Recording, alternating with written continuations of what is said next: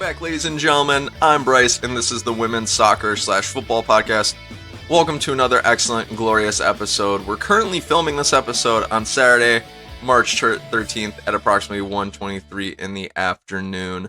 A whole ton of stuff, really exciting stuff I might add, has been going on in the world of WOSO, including players winning a ton of awards, managers winning awards, Champions League games finishing and rounding up, classics getting canceled. I know, sad face. For those of you who don't know, Olympic Lyonnais and PSG was postponed because I believe PSG have been having some trouble with players getting COVID, if I'm not mistaken, but have to do more research on that. Match games are being made up in the world of the WSL, so that's been kind of confusing and hard to keep track of, but don't worry, we've got you all covered here.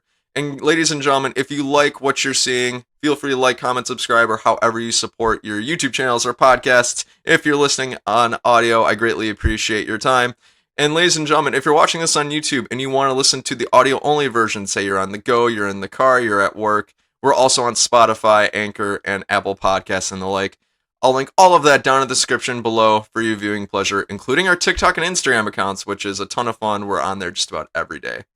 So, with all of the boring stuff done and out of the way, let's start getting into the episode. Alright, ladies and gentlemen, we'll kick this episode off with the very first segment, which is just going to be catching you all up on the Champions League round of 16 results that ensued. Quite a few exciting games went on. These are how they all turned out, saying that all together was really difficult for some reason, but there were two legs for the round of 16, and these are the aggregate scores, not necessarily just the second leg score, so that's something to keep in mind as well. Atletico Madrid and Chelsea faced off and played in their second leg. The aggregate score ended up being Chelsea 3, Atletico 1, so Chelsea will move on to the quarterfinals now. Next match was Brøndby and Lyon. Lyon won on aggregate by a scoreline of 5 to Brøndby's 1. The next game was LSK and Wolfsburg. Wolfsburg ended up winning on aggregate by scoreline, of 4 to 0. The next match, Fortuna and Barcelona. Barcelona continues their commanding run of all football this year, including in domestic and tournament play. They won on aggregate by a scoreline of 9 to 0. Barcelona has barely given up any goals this year, which has just been absolutely phenomenal and impressive. They've been literally running over almost everybody, so that'll be really interesting as the quarterfinals and the semis and the championship ensue. We'll see how they do. The very next set of results that we got is Bayern and FIIK/Kazigert. Barcelona won on aggregate by scoreline of 9 to 1, so that one was not very close either. Bayern's been playing really well this season. The next match was St. Pölten and Rosengard. Rosengard ended up winning on aggregate by a scoreline of 4 to 2. Moving into the last couple of matchups, Manchester City and Fiorentina ended up finishing up their second leg. Manchester City was victorious by a scoreline of 8 to 0 on aggregate. Then the last pair of matches that came down to round off the round of 16 is Sparta Praha and PSG. Currently, PSG is winning that by a scoreline of 5 to 0. However, they were supposed to play their second their second leg just the other day, but PSG and Olympic Lyonnais got delayed because PSG has been having some issues with COVID. So that match got a little bit delayed into Wednesday, so we won't know the actual result of it until then. However, I'm going to take a shot in the dark here and say PSG will end up winning that one, considering they're already up by 5. But keep that in mind, there's still a game to go, so it's not yet, quote-unquote, official. So, not really a whole ton of surprises in these matches here. The most interesting, I think, out of all of them was Atleti and Chelsea. I figured that would be the most interesting matchup just going through, and it was. It was the closest score besides St. Pölten and Rosengard. So overall, I don't really think this is a very exciting round of 16 because a lot of these aggregate scores were by at least 3-4 goals, but nevertheless, I think the better teams ended up winning pretty much all these games. So that's how the Champions League works, and it's really unforgiving if you don't perform very well. So with that in mind, what is the quarterfinals going to look like? So there's a few matches that are coming up. I'm really excited to see all of them. The first of which is going to be Bayern Munich and Rosengard. I've got Bayern Munich ending up winning that match. The winner of PSG and Sparta Praha, like I said, I'm predicting it'll be PSG. will take on Lyon. That would be a really interesting matchup, and that would be my most anticipated quarterfinal draw if PSG can end up securing the victory over Sparta Praha. That's going to be insane. That'll just be so cool to watch, and I'm really crossing my fingers and hoping that PSG doesn't lay an egg and give up 6 goals against Sparta Praha on Wednesday. So something to keep in mind. Then the next matchup is my second most anticipated matchup because it's the clash of two monumental titans who are playing out of their mind lately. That's Barcelona and Manchester City. Manchester City and Barcelona this year, what can you say about them? Manchester City, I believe, has won like the last 13 or 14 matches in a row, like in all competitions. So they've been lighting up. Gareth Taylor's squad have been doing an excellent job in all competitions this year. But Barcelona are basically on the same trajectory, and they've only allowed like 3 goals in domestic play all season. So this is going to be a very interesting match. I expect a really high-scoring affair. I can't really speak too much to Barcelona's defensive capability because I haven't paid particular attention to that, but I know their scoring capability, and Manchester City's is really high, so I'm predicting a really high-scoring draw for this quarterfinal for those two teams. So if I had to take a shot in the dark and guess, I'm just going to say Manchester City will end up winning and advancing to the semis, only because that would still make my hot take that Manchester City will win the Champions League and also the FAWSL still come true and have hope for that. So I'm a little biased in that, keep that in mind, but I would not be surprised if Barcelona ended up coming out of that quarterfinal victorious. And then the last matchup that we're going to see in the quarterfinals before we get to the semis is going to be Chelsea taking on Wolfsburg. I'm going to say Chelsea will take that one. Chelsea have had a really strong showing in the last few years in the Champions League. Emma Hayes' side are experienced in this area and always perform really well. And then plus, Chelsea's attacking front has been clicking on all cylinders, and they've been performing great. So I've got them finishing out on top of Wolfsburg, but hey, there's only one way to find out. The quarterfinal matches will end up taking place on the 24th and 25th of March, and also on the 30th of March and April 1st. So just a couple weeks away. I'm really, really excited for it. We'll see how it goes down. Ladies and gentlemen, I want to know, what are your predictions for the quarterfinal draw? Who do you think will end up advancing in the semis? Whatever you think, comment below and let me know. So, that'll do it for this first segment. Let's get into the next part of the episode. Let's get into the second segment, which is going to be my favorite segment, the moment of silence, where we dedicate a moment of silence to anything in the world of WOSO that we hold near and dear to our heart, or just something noteworthy that has gone on. For this podcast, my moment of silence is going to be dedicated to Vivian Miedema for winning the Fsa Player of the Year award for 2020. So, ladies and gentlemen, if you'll join me in a moment of silence on the count of 3. 1, 2, 3. Salute. All right, ladies and gentlemen, who did you choose for your moment of silence, or what did you dedicate your moment of silence to? Feel free to jump down in the comments below and let me know who you picked. All right, so with all the segments down out of the way, let's start getting into our main topics. All right, so let's get into the first main topic for the episode, which is going to be the FAWSL announced their February Player and Manager of the Month awards, which is really, really exciting. I got both picks wrong in this case, which I myself am pretty shocked about because, well, we'll start off with Player of the Month.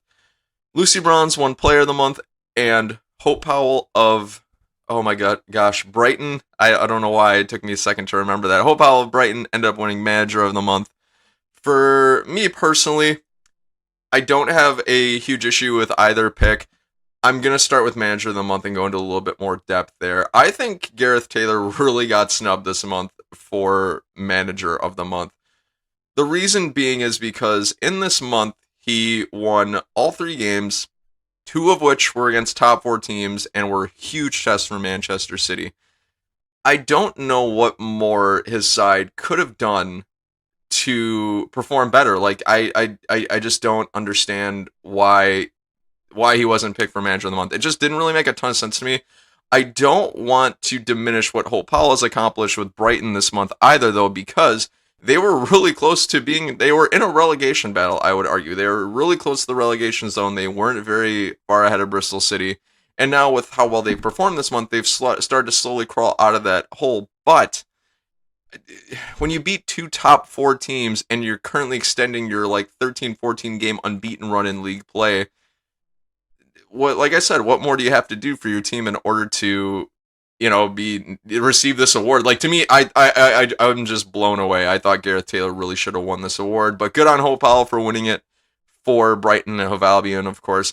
If if Gareth Taylor doesn't win it next month, there's something wrong. Like, there's just something wrong, because next month they've got, or I'm sorry, for March, if he keeps extending the win streak for like 3-4 months in a row and doesn't win the Manager of the Month award in any of those months, that's crazy to me. Like, that's just wild. For me, it starts to bring in the question. It brings into question the, I guess, power of the award. It almost diminishes the award, because it's like you could literally go undefeated and never win it any month. So I don't know if it's because they've been performing so well and like the committee just doesn't want to pick the team that's just crushing everybody, because that's no fun. Like, obviously everybody loves an underdog, and Brighton Hove Albion have proven to be that underdog. They have been performing really well lately. They were like 2 points out of the relegation zone, just in front of Bristol, and they've been crawling out of it. But still, rant over. Gareth Taylor should have won it this month, but good on Hope Powell for winning it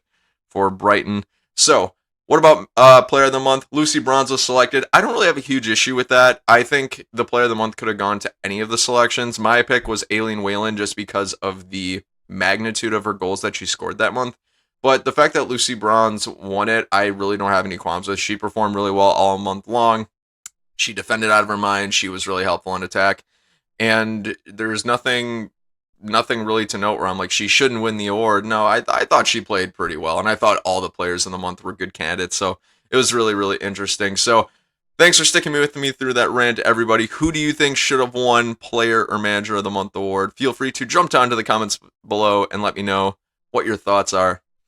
All right, so with the first main topic down out of the way, let's get into the next main topic. So, the second main topic is going to be some really good news for Vivianne Miedema, as she won the FSA Player of the Year award for 2020. She gets to add more silverware to her award cabinet that's only going to be ever growing as her career progresses. She beat out 6 other finalists for the award, and it was announced just a few days ago. I believe it was earlier this week. Who did she beat out? So, I want to make sure I get this list right. The whole list of finalists included Viv Miedema herself, Beth England of Chelsea, Lauren Hemp of Manchester City, Fran Kirby of Chelsea, Leah Galton of Manchester United, and Chloe Kelly of Manchester Manchester City. Whew, that was almost a big slip up. So a lot of players in this list are star-studded. They play for the top teams in the WSL, so really no surprises there. However, I think Viv was very well deserving of this award. She has been seriously dominating in domestic play in the FAWSL for literally like the last 3 years. So going back a couple seasons now, she won the Golden Boot 2 years ago. She won it last year, and she's currently winning the race right now by 2 goals and in playing one less competition than the 2 players behind her, which are Fran Kirby and Sam Kerr. So I thought Viv was very, very well deserving of this award, and she continues to only get better, and especially in a year where a lot of bad things happened around the world, she continued to shine and show how good she was. If I'm not mistaken, in this year, she became the WSL's all-time leading goal scorer, and she still holds the record. I believe her record's currently at 56, 57 maybe. It's right around that range, but she eclipsed that record, so good on her for that. Like I said, she was the Golden Boot winner last season, so that includes 2020, and she led the league in assists by the time the season was all said and done, which, like I said, includes 2020. So she led the league in probably the most 2 important categories in 2020. Like, that's absolutely crazy. And she's still leading in one of those finishing up the award. That's nuts. And right now, in doing so, she's in line to win the Golden Boot award for the 3rd year in a row. What more does she have to do to prove that she was the most deserving of this award? And I think the FSA did a great job in selecting her as the winner. Now, what makes this interesting is, like, okay, if Viv wasn't in this list, who would have been my winner, or who would be the runner-up? I was thinking about this a lot, and I would have had a hard time picking between 2 people. It could have either been Chloe Kelly or perhaps Fran Kirby. So I think Chloe Kelly has been the more consistent of the two players. Chloe Kelly did really well. She was in the top 10 in goals last season, and right now she's in the top 10 for both goals and assists for this season, which is fantastic. However, Fran Kirby, she didn't really shine last season, which I don't really fault her for because 2020, am I right? But this season, she's had such a good season that she's, I believe, in the top 5 in both goals and assists for the WSL. So she's been playing out of her mind. She's got double-digit goals, and I believe she's got 6 assists. So she's been playing really well. She's had a lot of goals, especially as of late. However, a lot of the goals that she has earned in the season didn't come in 2020. A lot of them have come in 2021. Like January, she had like a crazy month, which good on her for that, because then it'll give her more of an argument for the FSA Player of the Year for 2021 if Viv doesn't win it again next year, which she might, because she's currently in line to win the Golden Boot again. I don't think Viv is going to be the top assist leader because she's only got 3 so far this season, but hey, she's been killing it so far this season. So, the one thing to keep in mind too with Fran Kirby is that she's been a little bit more accurate with her shots and her passing this season too than Chloe Kelly has. I believe her passing accuracy is at 81%, and Chloe Kelly's is at 78%. And also her shot accuracy is at like 68%, and Chloe Kelly's is pretty low. It's like at 51. So just kind of comparing some metrics right there. So I guess if I had to choose a runner-up for the award, I probably would have picked Fran Kirby. But I want to know what you all think. Do you think Viv was deserving of the award? If not, who do you think should have won it? Are there any finalists in there that you would have rather seen rather than the list that I mentioned? So feel free to jump down into the comment section below and let me know what you make of it. Alright, so with that main topic done out of the way, let's get into the next one. Alright, so let's get into the third and final main topic for the episode, which is going to be the FAWSL Match Week 17 preview. We're starting to have a weird run of competitions as of late because a lot of games are being played on Wednesdays and Thursdays and Fridays, which has been a little strange. And also with a ton of matches getting made up recently, it's made, I kind of lose track of which match week is which because a lot of these games are being made up with postponements. So I appreciate you guys bearing with me. Before I get into my predictions for match week 17, I want to highlight that during this week, Everton ended up beating Birmingham City by a scoreline of 4-0. Everton played very, very well against Birmingham City, like I said, scoring 4. I am surprised that they beat Birmingham City by that much. I knew that I had a feeling that Everton would win the match. I didn't think they'd win it so convincingly, so I think they're starting to play a lot better as of late, and things are starting to come together for them. And this thought creeped into my mind. I'm like, wow, if they keep playing like this, they're actually not too far behind Arsenal and Man United to get to that third Champions League spot. So I think the chances of them making Champions League is pretty low. Like, statistically speaking, I don't think there's much of a shot, but hey, you never know. That's something to keep our minds on as well. So want to highlight that last match of the week before we get into match week 17. The matches for match week 17 are all going to include Everton Chelsea, Aston Villa Brighton, Bristol City Manchester City, West Ham United Birmingham City, and Arsenal and Manchester United, and lastly rounding off with Tottenham and Bristol City. What are my scoreline predictions for all of those matches? So first, I'll start off with Everton and Chelsea. I've got Chelsea winning this one by a scoreline of 3 to Everton's 1, which I know kind of sounds funny because I just got done praising Everton and I think they're on a good run of form. However, there's no denying that when Everton go up against teams that are better than them in the table, that they tend to crumble. Man City, United, Arsenal even, and now Chelsea. I don't think that Everton are really going to have enough in the tank to beat Chelsea. However, if I had to pick a team that's on upset watch right now, it'd be Chelsea. They've got to play very, very well in this match. The reason why I'm picking Chelsea to win it is because, 1, they're the better team, and 2, they have a lot more riding on this match, I think, than Everton does. Chelsea, in my mind, have to keep winning and winning and winning, and almost win out in order to win the league. If they lose, or even if they draw, they slip up, it's going to spell very interesting times for Emma Hayes' side for the remainder of the season. So, considering Chelsea have a title on the line, they're going to bring their A game, and I think they will beat Everton by a scoreline of 3-1. What about the next match? Aston Villa and Brighton. This is going to be a mid-bottom table match. Brighton's been on really good run of form. Hope Powell just won Manager of the Month award, and Aston Villa have not been playing very well like in the last month or so. So I've got Brighton winning this one by a scoreline of 2-1, and Brighton will just keep climbing the table and getting out of that relegation zone. So really exciting times for them, especially since they have coped really well with losing to Bristol City some time back.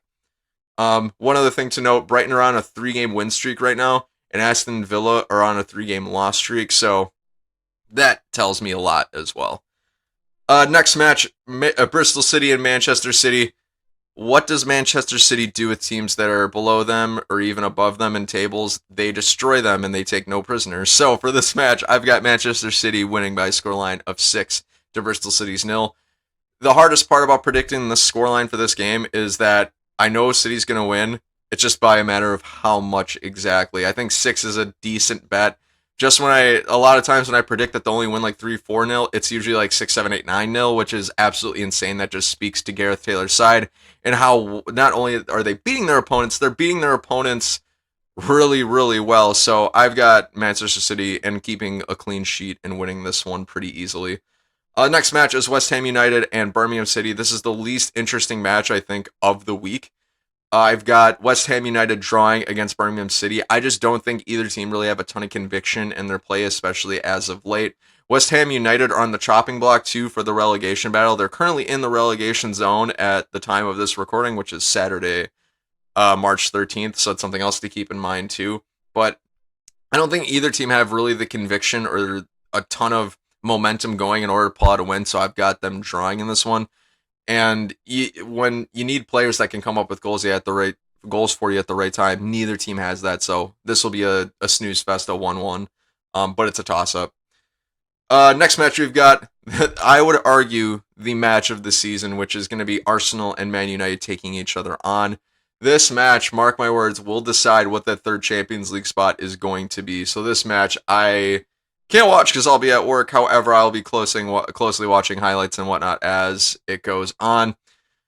What's my score prediction? It's going to be a wild card. I don't think either team's going to win. I think this one is going to end in a Arsenal 2, Manchester United 2 draw. The reason being is that both teams have a ton to play for, and they're both on excellent form. The one thing that Arsenal has over Man United currently is the fact that Man United's injury list just keeps growing. Like, I believe in the last match, I believe United was missing like 3 or 4 players, including Leah Galton, Lauren James, Kristen Press.